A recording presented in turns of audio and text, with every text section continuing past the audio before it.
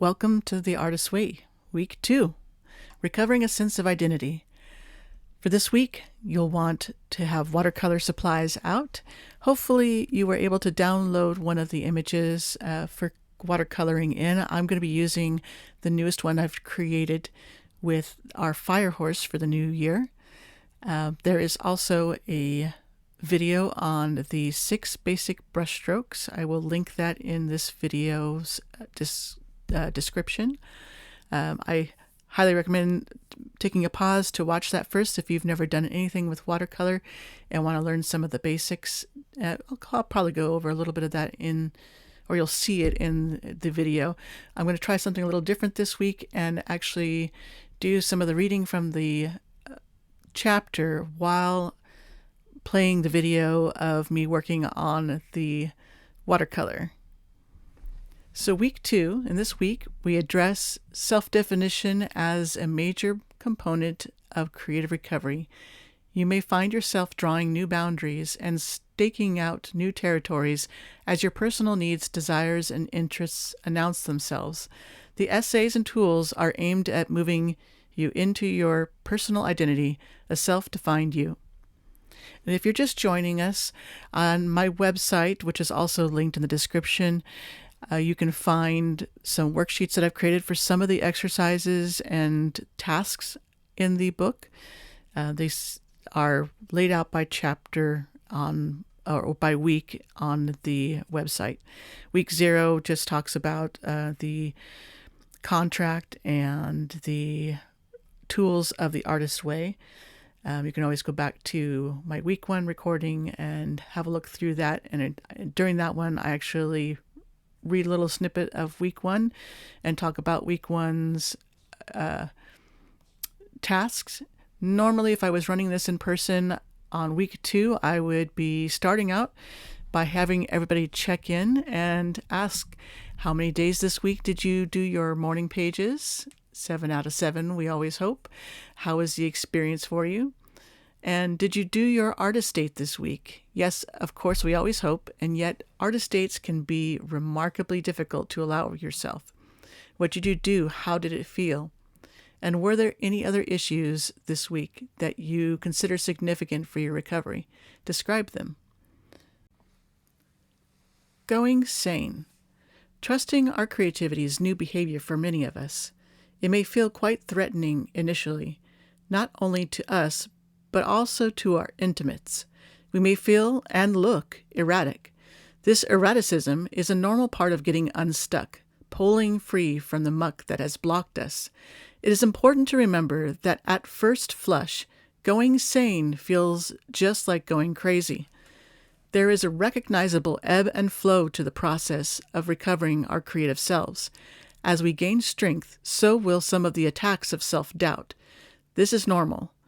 We can deal with these stronger attacks when we see them as symptoms of recovery. Common self-attacks are, okay, so I did this week, but it's just a temporary thing. Okay, so I got the morning pages done. I probably did them wrong. Okay, so now I need to plan something big and do it right away. Who am I kidding? I'll never recover, not right away, not ever. These attacks are groundless, but very convincing to ourselves. Buying into them enables us to remain stuck and victimized. Just as a recovering alcoholic must avoid the first drink, the recovering artist must avoid the first think. For us, that think is really self-doubt. I don't think this is any good. These attacks can come from either internal or external sources. We can neutralize them once we recognize them as a sort of creative virus. Affirmations are a powerful antidote for self-hate, which commonly appears under the mask of self-doubt. Poisonous playmates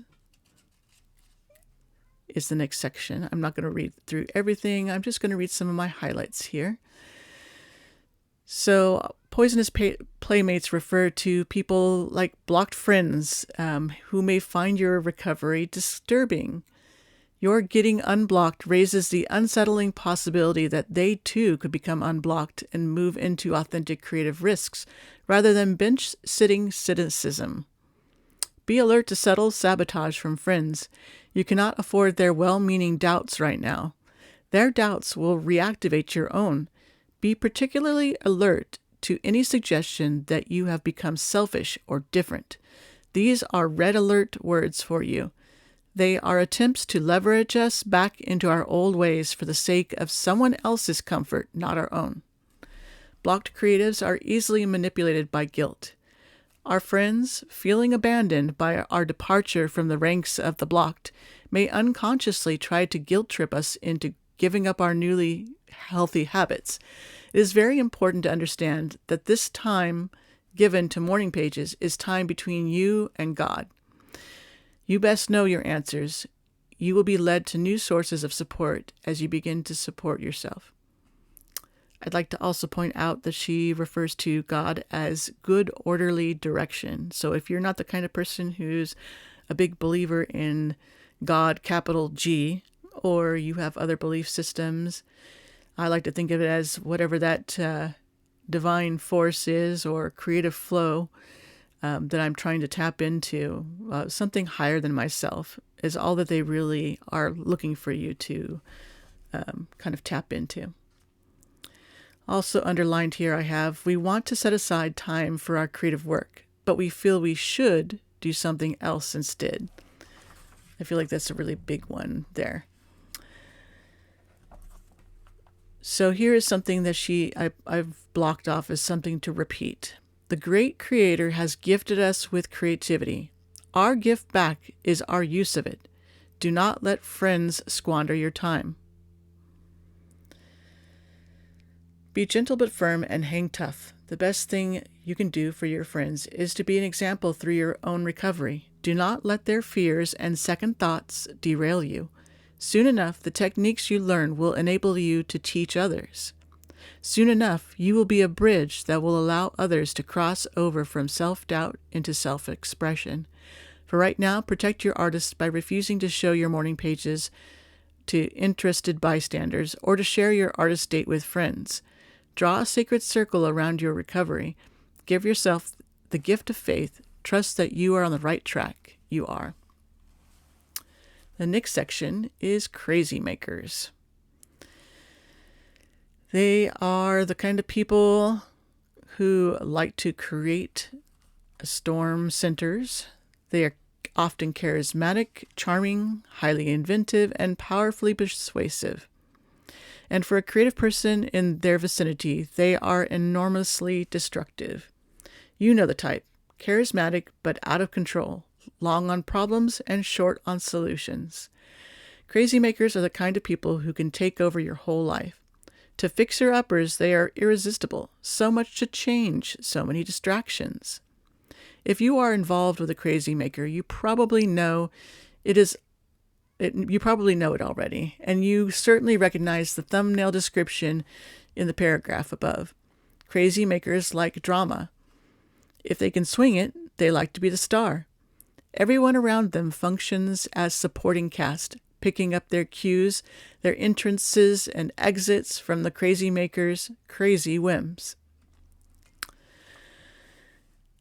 And as I said, I'm going to kind of skim through here. She does mention some patterns of crazy makers, and I'm just going to give you a basic rundown. So crazy makers break deals and destroy schedules. They show up 2 days early for your wedding and expect to be waited on hand and foot. They rent a vacation cabin, larger and more expensive than the one you agreed upon, and then they expect you to foot the bill. Crazy makers expect special treatment. They suffer a wide panoply of mysterious ailments that require care and attention whenever you have a deadline looming, or anything else that draws your attention from the crazy maker's demands. Crazy makers discount your reality. No matter how important your deadline or how critical your work trajectory at the moment, crazy makers will violate your needs. They may act as though they hear your boundaries and will respect them, but in practice, act is the operative word. Crazy makers are the people who call you at midnight or 6 a.m. saying, "I know you asked me not to call at this time, but..." Crazy makers are the people who drop by unexpectedly to borrow something you can't find or don't want to lend them. Even better, they call and ask you to locate something they need, then fail to pick it up. "I know you're on a deadline," they say, "but this will only take a minute." Your minute. Crazy makers spend your time and money.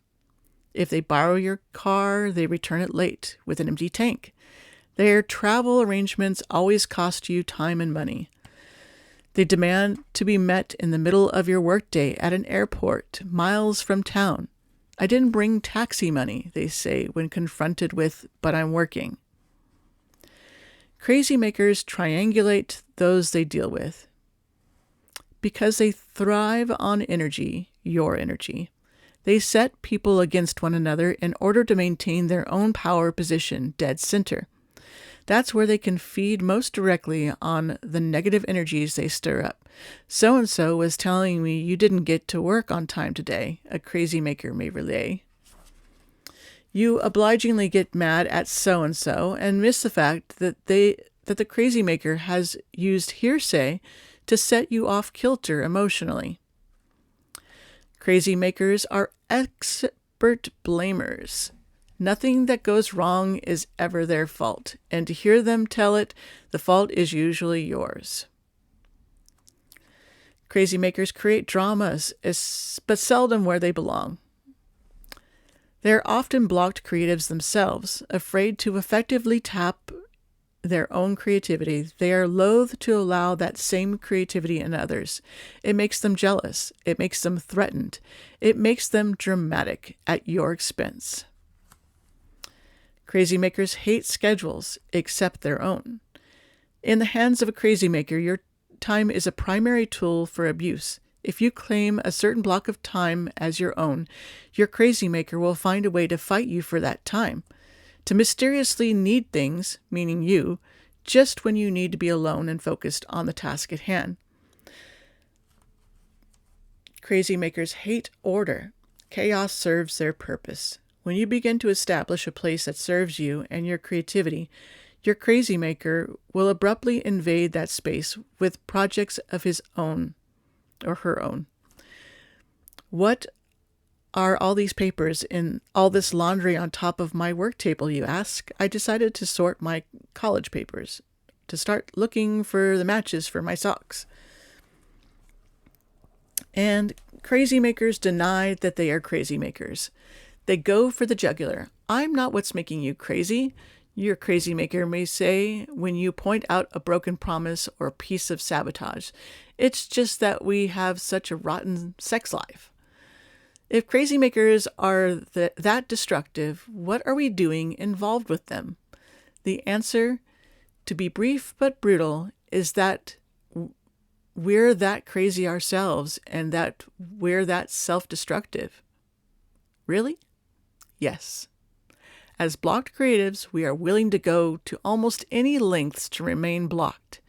As frightening and abusive as life with a crazy maker is, we find it far less threatening than the challenge of a creative life of our own. What would happen then? What would we be like? Very often, we fear that if we let ourselves be creative, we will become crazy makers ourselves and abuse those around us. Using this fear as our excuse, we continue to allow others to abuse us. The next section is skepticism. Now that we've talked about the barrier to recovery others can present, let us take a look at the inner enemy we harbor ourselves. Perhaps the greatest barrier for any of us is to look for an expanded life in our own deeply held skepticism. This might be called the secret doubt. It does not seem to matter whether we are officially believers or agnostics. We have our doubts about all of this creativity stuff, and those doubts are very powerful. Unless we air them, they cannot sabotage us. Oh, they can sabotage us unless we air them. Many times, in trying to be good sports, we stuff our feelings of doubt. We need to stop doing that and explore them instead. This was one of the lines that I had underlined, and I'm going to pop down through here. Like I said, I'm not going to read everything, just some of my highlights here. The reason we think it's weird to imagine an unseen helping hand is that we still doubt that it's okay for us to be creative. With this attitude firmly entrenched, we not only look all gift horses in the mouth, but also swat them on the rump to get them out of our lives as fast as possible. The author likes to give lots of examples, so I'm going to skip through. And we still feel too much like frauds to handle some success. When it comes, we want to go. Of course we do. Any little bit of experimenting and self-nurturance is very frightening for most of us. When our little experiment provokes the universe to open a door or two, we start shying away. Hey, you, whatever you are, not so fast. I like to think of the mind as a room. In that room, we keep all of our usual ideas about life, God, what's possible, and what's not. The room has a door. That door is ever so slightly ajar, and outside we can see a great deal of dazzling light. Out there in the dazzling light are a lot of new ideas that we consider too far out for us, and we keep them out there. The ideas we are comfortable with are in the room with us. The other ideas are out, and we keep them out. In our ordinary pre-recovery life, when we would hear something weird or threatening, we'd just grab the doorknob and pull the door shut fast. Inner work triggering our outer change? Ridiculous. Slam the door. God bothering to help my own creative recovery? Slam. Synchronicity supporting my artist with serendipitous coincidences? Slam, slam, slam.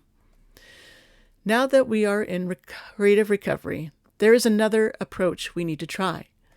To do this, we gently set aside our skepticism for later use if we need it. And when a weird idea, a coincidence whizzes by, we gently nudge the door a little further open. Setting skepticism aside, even briefly, can make for very interesting explorations. In creative recovery, it is not necessary that we change any of our beliefs. It is necessary that we examine them. More than anything else, creative recovery is an exercise in open-mindedness. Again, picture your mind as that room with the door slightly ajar. Nudging the door open a bit more is what makes for open-mindedness. Begin this week to consciously practice opening your mind. The next section is attention. And she gives some really great examples, so I hope you will take the time to read through here. And I'm not going to read through all of that, but the reward for attention is always healing. It may begin as the healing of a particular pain, the lost lover, the sickly child, the shattered dream. But what is healed finally is the pain that underlies all pain, the pain that we are all, as Rilke phrases it, unutterably alone. More than anything else, attention is an act of connection. I learned this the way I have learned most things, quite by accident. And once again, she goes through a lot of examples here. And writing about attention, I see that I have written a good deal about pain. This is no coincidence. It may be different for others, but pain is what it took to teach me to pay attention. In times of pain, when the future is too terrifying to contemplate and the past too painful to remember, I have learned to pay attention to right now. The precise moment I was in was always the only safe place for me. Each moment, taken alone, was always bearable. In the exact now, we are always all right. Yesterday, the marriage may have ended. Tomorrow, the cat may die. The phone call from the lover for all my waiting may not ever come. But just at the moment, just now, that's all right. I am breathing in and out. Realizing this, I begin to notice that each moment was not without its beauty. And then on page 55 is a copy of the Rules of the Road, which I have placed into my resources page with a little image beside it. You could choose to paint that instead of the contract if you wanted to as well. And I will let you guys read through that on your own. It's also one of those things that is highly recommended to post somewhere so that you can see it every day. Later on in the chapters, they will refer back to it. The tasks for this week. Affirmative reading.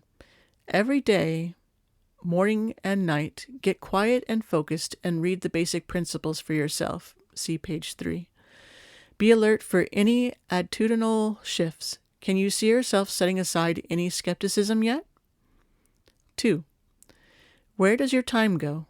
List your 5 major activities this week. How much time did you give to each one? Which were what you wanted to do and which were shoulds? How much of your time is spent helping others and ignoring your own desires? Have any of your blocked friends triggered doubts in you? Take a sheet of paper, draw a circle. Inside that circle, place topics you need to protect. Place the names of those you find to be supportive. Outside the circle, place the names of those you must be self-protective around just now. Place that safety map near where you write your morning pages. Use this map to support your autonomy. Add names to the inner and outer spheres as appropriate. Oh, Derek is somebody I shouldn't talk to about this right now. By the way, number 2 is one of the ones that I've created a worksheet for to make it easier.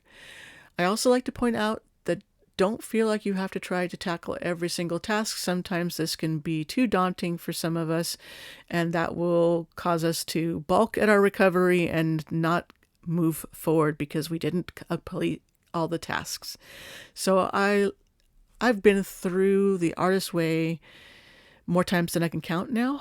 I've lost track, and each time I kind of focus on a different task each time, and that way you don't feel like you've accomplished something, and you can pat yourself on the back for what you have accomplished.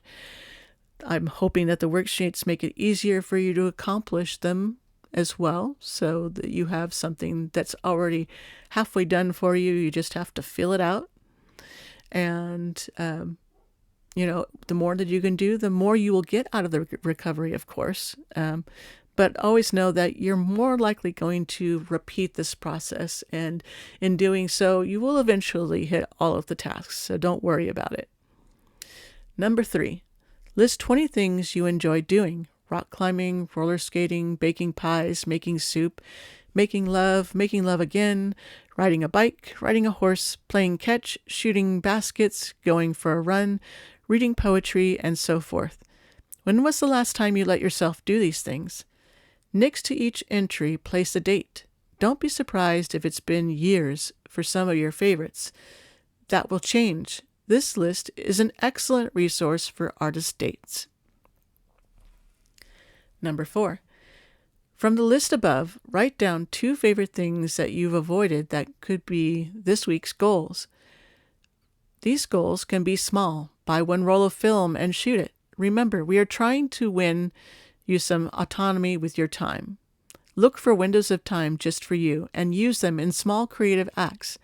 Get to the record store at lunch hour, even if only for 15 minutes. Stop looking for big blocks of time when you will be free. Find small bites of time instead. 5. Dip back into week 1 and read the affirmations. Note which ones cause the most reaction. Often the one that sounds the most ridiculous is the most significant. Write 3 chosen affirmations 5 times each day in your morning pages.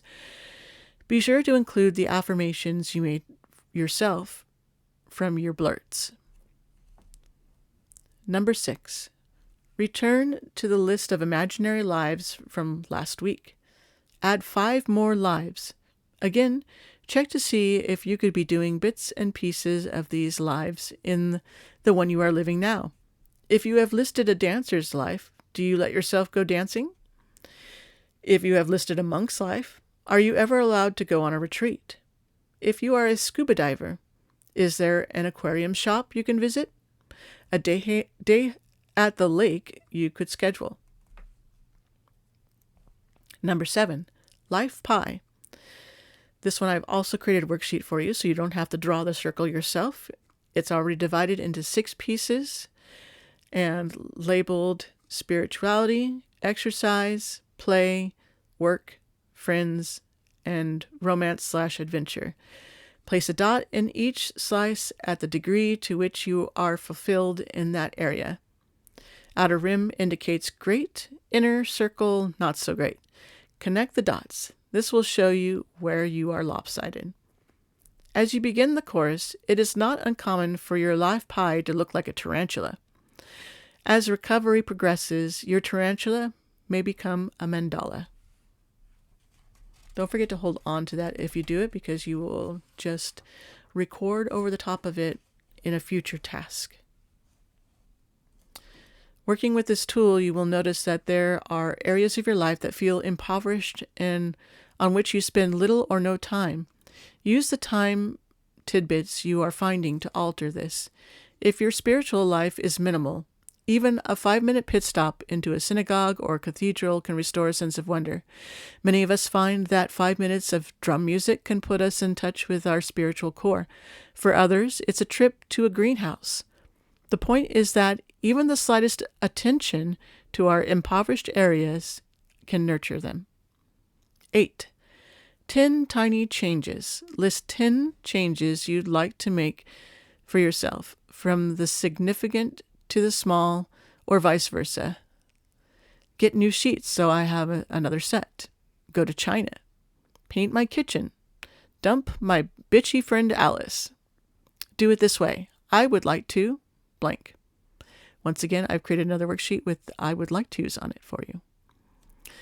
As the morning pages nudge us increasingly into the present, where we pay attention to our current lives, a small shift like a newly painted bathroom can yield a luxuriously large sense of self-care. Number 9, select one small item and make it a goal for this week. 10. Now do that item.